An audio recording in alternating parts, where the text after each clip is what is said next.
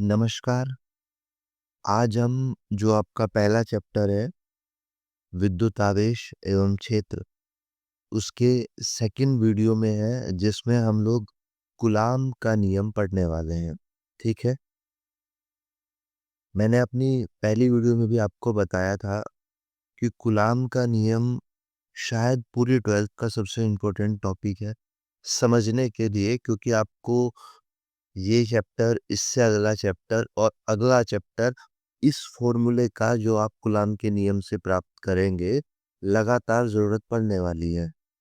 तो आइए हम समझते हैं और आज हम कूलाम्ब का नियम बहुत अच्छे से यहाँ पे समझने वाले हैं। पहले डेफिनेशन से शुरुआत करते हैं, इसकी परिभाषा आप पढ़ लीजिए, क्या है, कैसे है, वो सब मैं बता दूँगा। किन्हीं दो स्थिर बिंदु आवेशों के मध्य कार्यरत विद्युत बल उन आवेशों के परिणामों के गुणनफल के अनुक्रमानुपाती एवं मध्य दूरी के वर्ग के व्युत्क्रमानुपाती होता है। अभी आपको लग रहा होगा क्या लिखा है, लेकिन बने रहिए, अभी हम लोग जानेंगे और आप कहोगे अच्छा ये ऐसे लिखा है। ठीक है? देखिए, पहले मैं आपको एक चीज बताऊं कि कूलाम्ब का नियम बताता क्या है, जान लीजिए। कूलाम्ब का नियम कभी भी दो बिंदु आवेशों के बीच में ये बताएगा, दो बिंदु आवेशों के मध्य लगने वाला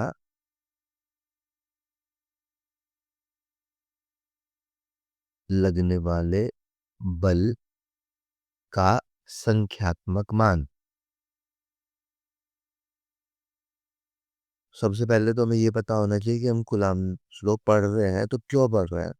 तो आप कभी भी जाएंगे तो ये डेफिनेशन पढ़ लेंगे, लेकिन हमारा ये तो हमें पता होना चाहिए, ये हमारा काम है कि हम कूलाम्ब का नियम पढ़ते क्यों हैं। दो बिंदु आवेशों के मध्य लगने वाले बल का संख्यात्मक मान। अब आपके दिमाग में एक सवाल आया है, नहीं आया है, कि हम दो आवेश लिख सकते थे, हमने ये बिंदु आवेश क्यों लिखा है? क्या ये बिंदु आवेश जो आवेश होते हैं उससे कुछ अलग है? तो जानिए ये बिंदु आवेश क्या है। अगर दो आवेशों के मध्य दूरी बहुत बहुत बहुत ज्यादा है उनके संख्यात्मक मान से। दो आवेश है, एक Q1 एक Q2, लेकिन इनके बीच की जो दूरी है वो इनके संख्यात्मक मान से बहुत अधिक है। तो ये दोनों आवेश बिंदु आवेश कहलाते हैं। समझ गए हैं? तो दो स्थिर बिंदु, मतलब हम लोग कूलाम्ब का नियम निकाल रहे हैं, तो हम लोग पॉइंट, यहाँ पे हमने पॉइंट चार्जेस स्थिर आवेश मान लिए। लेकिन सबसे पहली बात ये जान लेना बहुत जरूरी है कि बिंदु आवेश क्या है। कोई भी आवेश बिंदु आवेश बन सकता है अगर उसके बीच की दूरी, उन दो आवेशों के बीच की दूरी बहुत ज्यादा होगी उन आवेशों के मान से, तो उन आवेशों को हम बिंदु आवेश कहते हैं। यहाँ तक कोई दिक्कत नहीं है। हम कूलाम्ब का नियम क्यों इस्तेमाल कर रहे हैं, क्यों जरूरत पड़ी? क्योंकि हमें दो आवेशों के मध्य लगने वाले बल का संख्यात्मक मान चाहिए था। वो बल आकर्षण बल भी हो सकता है और वो बल प्रतिकर्षण बल भी हो सकता है। ये कोई जरूरी नहीं है कि कौन सा बल होना चाहिए, आकर्षण भी हो सकता है और प्रतिकर्षण भी हो सकता है, लेकिन इस बल के संख्यात्मक मान को निकालने के लिए हम लोग यूज करते हैं कूलाम्ब का नियम। ठीक है, अभी मैं इसे रब कर देता हूँ, ये आप समझ में आ गया होगा आपके कि क्या हम लोग पढ़ने वाले हैं। ठीक, ये आप लोग जान गए हैं कि बिंदु आवेश क्या होता है। अब आइए डेफिनेशन पे, अगर हम लोग यहाँ पे, ठीक है,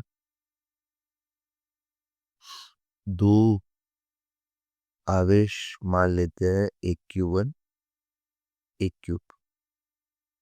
और इनके बीच की दूरी है r।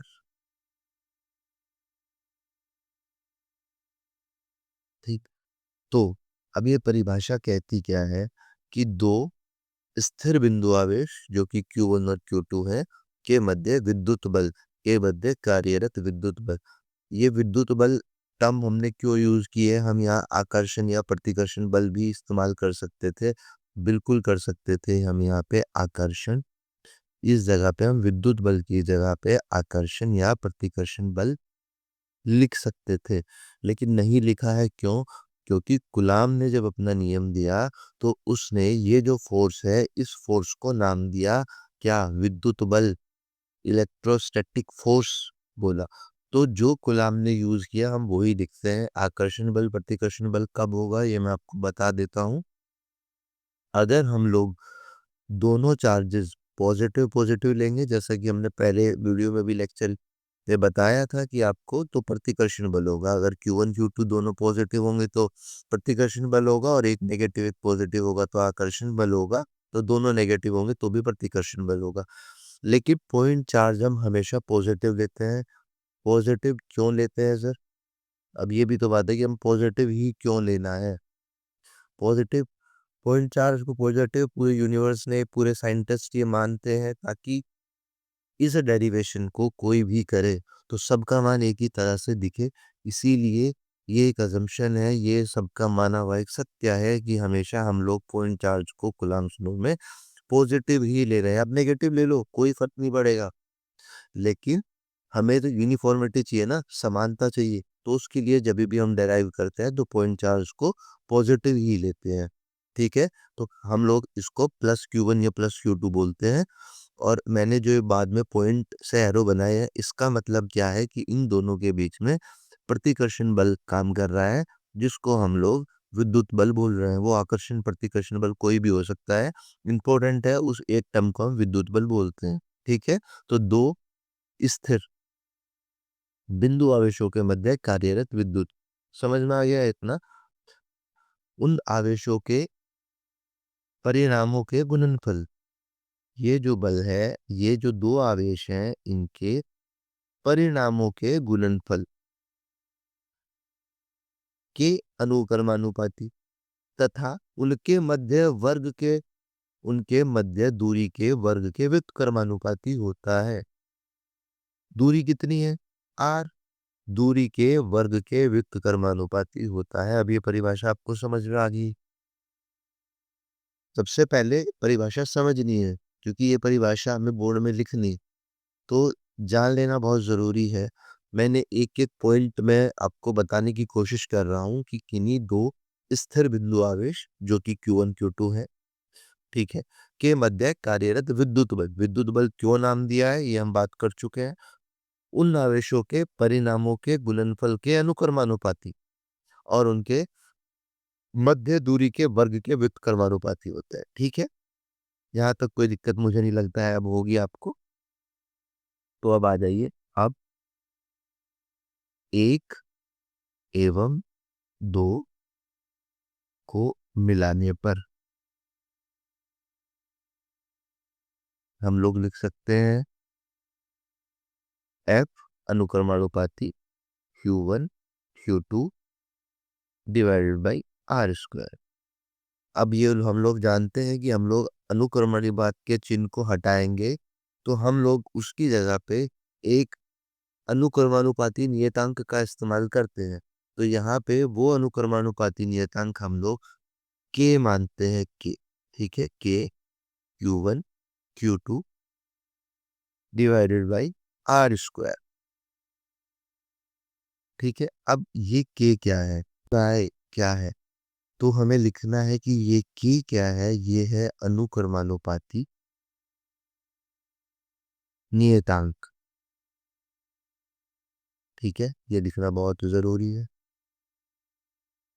और K का मान है 9 गुना 10 की घात 9 न्यूटन मीटर स्क्वायर पर कूलम।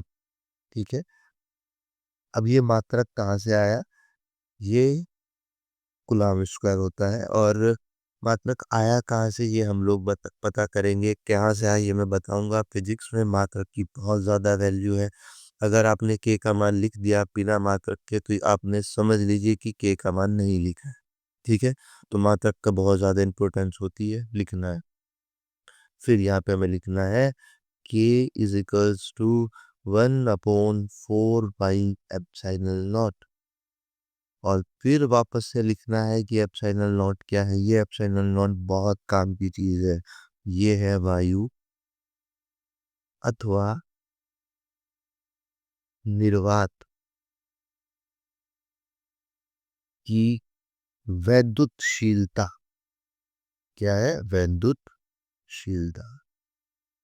अब एक चीज दिमाग में आ रही होगी, ये क्या है, ये वैद्युतशीलता होती क्या है? ठीक है, तो यहीं से जान लीजिए, जो इस सीरीज का थर्ड वीडियो होगा उसमें मैं विद्युतशीलता के बारे में बताऊंगा। बहुत इंपॉर्टेंट चीज है, जैसे कि मैं एक एक टॉपिक आपको बताना चाह रहा हूँ। मेरा ये मानना है कि मैं जो भी बोर्ड पे लिख रहा हूँ वो आपको एक एक वर्ड का मतलब पता होना चाहिए। वैद्युतशीलता एक बहुत छोटा सा टॉपिक है, मुश्किल से 10 मिनट की वो अगली वीडियो होगी, जो थर्ड वीडियो होगी सीरीज की। लेकिन ये आपको जानना बहुत जरूरी है। और एप्सिलॉन नॉट की वैल्यू क्या होती है ये भी जान लीजिए। 8.85 10⁻⁻12।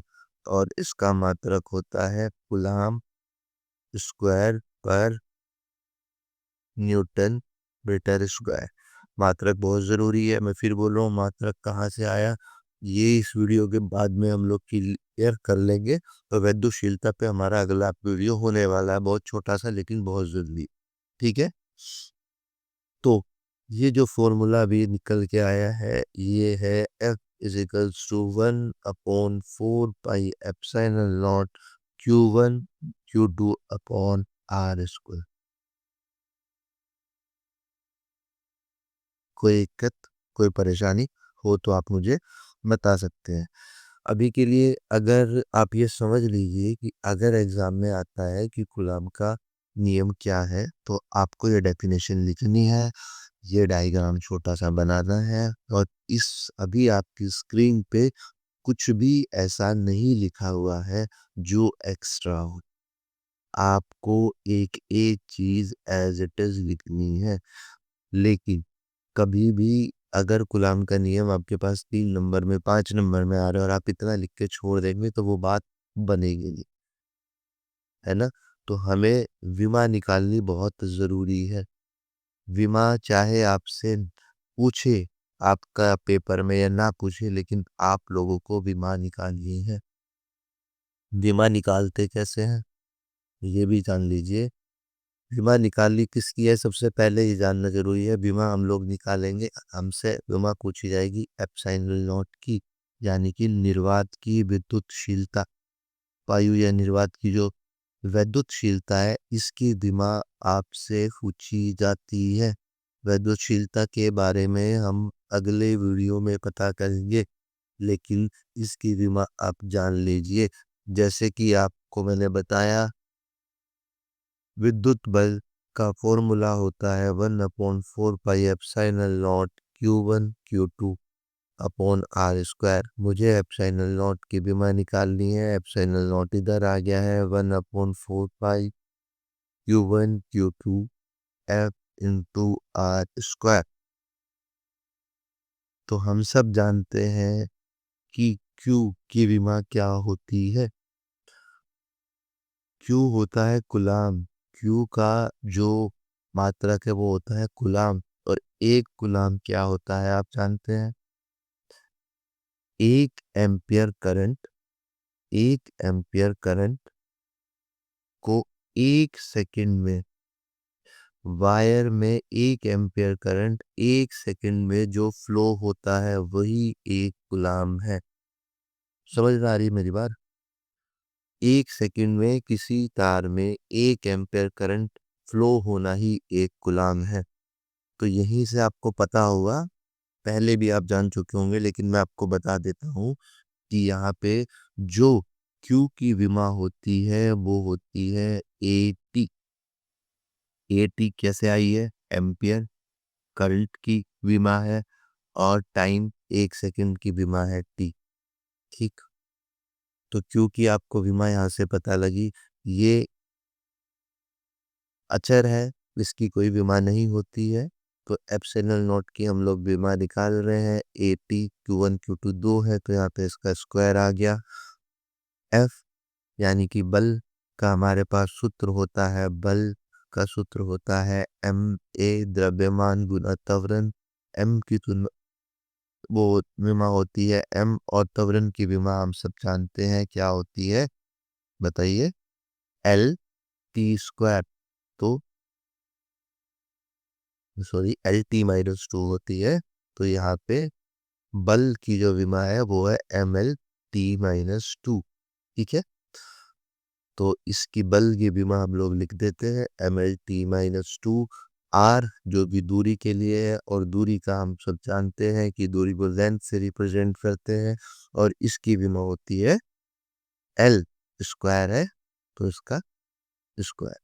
अब एप्सिलॉन नॉट की जब हम लोग फाइनली विमा लिखेंगे, तो ए स्क्वायर m-1, ये जब ऊपर जाएगा, L -3, एक L यहाँ पे है, 2 L यहाँ पे है, ऊपर जाएंगे -3, और t की वैल्यू क्या होगी, ये -2 ऊपर जाके +4 हो जाएगा, तो t की वैल्यू 4। ये पेपर में आपको लिखना है। जब भी आपसे कूलाम का नियम पूछा जाएगा, तो आपको ये विमा लिखनी है। अगर आपको लगता है कि मैं सिर्फ इसको लिखूंगा कि विद्युतशीलता और उसकी विमा ऐसे ही लिख दूंगा, A2 M-1 L-3 T4, आप लिख सकते हैं, लेकिन मुझसे पूछेंगे तो मैं कभी रिकमेंड नहीं करूंगा कि आप इसको ऐसे लिखिए। आप डेरिवेशन कर रहे हैं, विमा निकाल के दिखाइए, उससे एग्जामिनर को कॉन्फिडेंस आता है कि बच्चा जानता है चीजें करनी कैसे है। ठीक है, ये लिखिए, पूरा ड्राइव दीजिए। अब आते हैं शुरू में जो मैंने आपसे एक चीज बताई थी, कि जो ये है मात्रक, ये आते कैसे हैं, ये भी एक बार बता देना, मुझे लगता है बहुत जरूरी है। मात्रक आया कहाँ से है, दोबारा जो फॉर्मूला है वो है 1/4 pi epsilon naught Q1 Q2 upon R square. ठीक है, एप्सिलॉन नॉट का मात्रक निकालने की मैं बात कर रहा हूँ, वापस से वही 1/4 पाई Q1 Q2 F R square. Q1 Q2 का मात्रक होता है कूलाम का स्क्वायर, डिवाइडेड बाई बल का मात्रक होता है न्यूटन, और R जो भी दूरी को रिप्रेजेंट करता है, इसका मात्रक होता है न्यूटन मीटर स्क्वायर। कुछ भी याद नहीं करना है, लेकिन फिर भी आपको एप्सिलॉन नॉट की वैल्यू और इसकी यूनिट याद होनी चाहिए, जो बहुत ज़रूरी है। ये इसका मात्रक है। ठीक है, तो फिर k की क्या थी, k की यूनिट, k को हमने इसकी जगह पे लिखा था, एप्सिलॉन नॉट नीचे है, k इसके व्युत्क्रमानुपाती में ये था, k Q1 Q2 upon R square. तो वैल्यू ऑफ k जब हम निकालेंगे, तो इस बार F R स्क्वायर ऊपर आ जाएगा, Q1 Q2 नीचे, तो जो वैल्यू आएगी वो आएगी न्यूटन मीटर स्क्वायर पर कूलाम स्क्वायर। ये मुझे लगा बताना ज़रूरी है, कि आप सोच रहे होंगे, कुछ बच्चों के दिमाग में बात है कि इतनी बड़ा मात्रक हम लोग कैसे याद करें। तो मेरा तरीका है कि मैं हर छोटी से छोटी चीज़ अपनी वीडियो में बताने की कोशिश करता हूँ, क्योंकि टाइम हमारा है, और जो जान लेंगे तो रटने की ज़रूरत नहीं पड़ेगी। नहीं तो आंख बंद करके सिर्फ रट्टा लगाओगे, कोई फायदा नहीं होगा। इन दोनों की वैल्यू और इन दोनों का मात्रक हालांकि आपको याद होना चाहिए, लेकिन इन केस अगर आप भूल जाते हैं, एक वैल्यू भी आपके पास है तो आप निकाल सकते हैं, लेकिन एग्जाम में वो फिजिबल नहीं है। अगर आपको एक भी वैल्यू पता है, के की पता है, तो उसका मान रखोगे, एप्सिलॉन नोट की आ जाएगी, एप्सिलॉन नोट की पता है, के की आ जाएगी। लेकिन मुझे नहीं लगता कि ज़रूरत है, ये आपको याद होनी चाहिए। ये वाली वैल्यू तो न्यूमेरिकल्स में बहुत ज़्यादा इस्तेमाल होती है, लेकिन मात्रक आपको मैंने बता दिया है कि किस तरह से ये आया है, newton metre square coulomb square. वापस से एक बार अपने पहले वाले एकदम शुरू में हम लोग आ जाते हैं, कि कूलाम का नियम कैसे शुरू करना है क्या। कूलाम का नियम किसी कि दो स्थिर बिंदु आवेशों के मध्य कार्यरत विद्युत बल उन आवेशों के परिणामों के गुणनफल के अनुक्रमानुपाती एवं उनके मध्य दूरी के वर्ग के व्युत्क्रमानुपाती होता है। पूरा डेरिवेशन आपने देख लिया है। एज इट इज लिखना है, कुछ भी चेंजेस नहीं करने हैं। यहाँ तक लिखना है, एक एक चीज, इसमें मैंने कुछ भी एक्स्ट्रा नहीं लिखा है। और जो सेकंड पेज जो हमने पढ़ा है, जिसमें हम लोग बात कर रहे हैं कि बीमा कैसे निकालते हैं, तो बीमा के लिए जो इधर वाला पोर्शन है, ये लाल वाला पोर्शन लिखने की एग्जाम में आपको जरूरत नहीं है। लेकिन जो जो मैंने काट दिया है, बाकी ये वाला पोर्शन पूरा का पूरा आपको कॉपी में अपना लिखना चाहिए, जो मुझे लगता है। बाकी आपकी इच्छा है, और मात्र वो सिर्फ मैंने आपको समझाने के लिए बताया है। अगली वीडियो में हम लोग विद्युतशीलता किसे कहते हैं, क्या होती है, क्या से विद्युतशीलता काम करती है, और क्या विद्युतशीलता का इस्तेमाल है, इसके बारे में पढ़ेंगे। तब तक के लिए नमस्कार, और आशा करता हूँ कि आपको कूलाम का नियम समझ में आया होगा, और इसी विश्वास के साथ कि आप चैनल को सब्सक्राइब करेंगे, लाइक करेंगे, और आपका जो भी मित्र दोस्त जानना चाहते हैं कूलाम के नियम के बारे में अच्छे से, उसको ये वीडियो आप शेयर करेंगे। तब तक के लिए धन्यवाद, नमस्कार। मिलते हैं अगले वीडियो में विद्युतशीलता पढ़ने के लिए।